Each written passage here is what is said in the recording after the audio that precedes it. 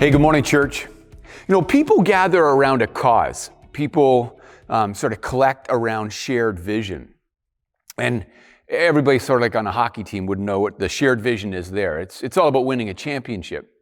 So the church is formed around, well, in this case, it's actually formed around a person, around Jesus, who is God. So what's Jesus all about? Well, if you look at Jesus' life, like if you look at all of it, you look at his healing, his teaching, his miracles, even his death, and certainly his resurrection, you would figure out that Jesus is all about bringing human beings alive. That's the story. In fact, bringing all of creation alive. Jesus doesn't do like gratuitous miracles where he sort of floats above the earth for a few minutes off the planet, off the ground. But no, it's always every miracle about bringing people alive and all of us alive together. So that became the vision statement for St. Paul's. It has been the vision statement for a number of years now.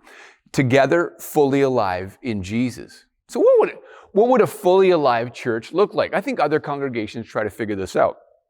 Now, you know what? Maybe if we got ourselves a super cool pastor, right? And with a perfect family and kids that never made mistakes, and we got like a wicked smart executive director, and she never missed a beat. She could know exactly what needed to happen at every single moment. If we had elders with x-ray vision and they could see 5 and 10 years down the road. If we had staff who were always smiling, smiles for everybody, and they just only ever positioned us for success. Like, you'd think maybe that would be a church fully alive, but that would be more about us and less about Jesus.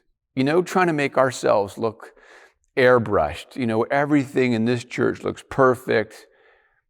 Not what it really is, actually. Jaw lines enhanced, right? Extra chiseled, and curves and hair follicles improved, photoshopped. No, we're not doing that. Something trying to look like something that we're not. That's not what fully alive means. And churches make that mistake, right? They get into the business of marketing. But Christians aren't about selling. We're actually about telling. We have a message for the world, and the message is simply this: Christ has died. Christ is risen. Christ will come again. And fully alive is something that's going to happen when Jesus returns. That's what fully alive will really bear out. The resurrection will happen, and our bodies and our minds will no longer be broken or like fractured, splintered in different pieces, right? We're going to be made new. The resurrection is when we will be fully alive. So when we claimed our vision to be fully alive, together fully alive in Jesus, we meant to firmly plant ourselves in the Christian hope of the resurrection of the dead.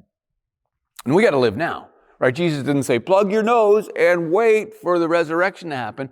Not at all. As you look at Jesus' teaching, he was about like Christians coming alive now, like right now, and for the good of the world, coming alive together now in his name. So I want to talk about that, but I don't want to rush away from the resurrection, because I don't think that we can really get to the us together coming alive piece until we've really understood what the resurrection is about and what hope that means for us. Christ will come again. When my brother and I were little, we got into trouble. We got into trouble a lot. We didn't light things on fire or anything, but we got ourselves into trouble. And it must have been my fault. I was the older brother. I'm sure that if I was like Gandhi, or if I was St. Francis Assisi, then my brother would have followed suit. But I wasn't Gandhi, and so we got ourselves into a bunch of trouble, which meant we had to be disciplined. My mom could handle herself. My mom, she was a lifeguard, like in an earlier life, and she was a tennis player. She could more than bring the thunder needed to discipline 2 boys. She had the game. But there was one time, maybe 2, there was 1 or 2 times where she, like, the misbehavior was such that was more than enough that she said these words: go to your room and wait until your father gets home. Poof, pushed it way too far that time, right? And I remember sitting in my room just trying to figure out how to get the earth to open up and swallow me whole.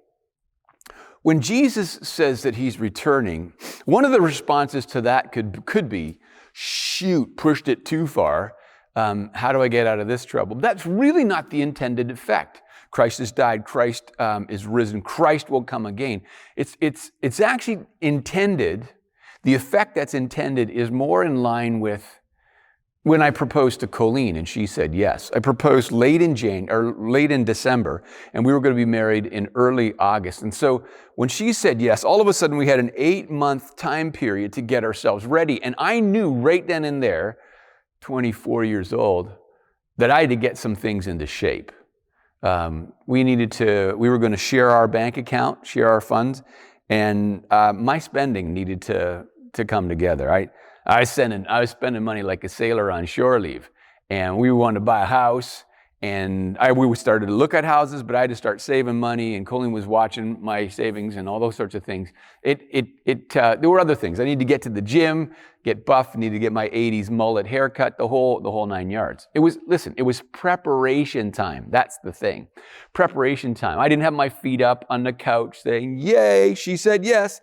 I wonder what's on the telly. That wasn't it at all. All of a sudden, it was like, game on, gonna get myself ready for the big day. And actually, this is a self-assessment. There may be no evidence for this, but self-assessment, I began to behave like a married man at that point. Well, that's really what it means for the church now. That's really the calling on the church now. Knowing that the big day is coming, right, that he's going to bring us fully alive, the calling on the church now is to come alive, to be part of this, right, together, fully alive, right? So what that means is that now looks a bunch like what then is going to look like. So alive now together it's a taster. It's like an appetizer for what creation and all of the cosmos are going to look like when we are all together fully alive in Jesus. Okay. We're starting a new year together, so we're putting together, that's a little more honest, we're putting together a 4-week video series about who we are and who you are and who we plan on being together. And we hope that at the end of this series, you're going to say to yourself, I want in. That's something that I can be part of. That's something I can put my shoulder into. That's something I don't want to watch. I want to be part of. I want to be part of together, coming fully alive in Jesus, looking forward to the day when we will be fully alive in Jesus. Okay, enough for today. Remember these things, right? Christ has died. Christ is risen. Christ will come again.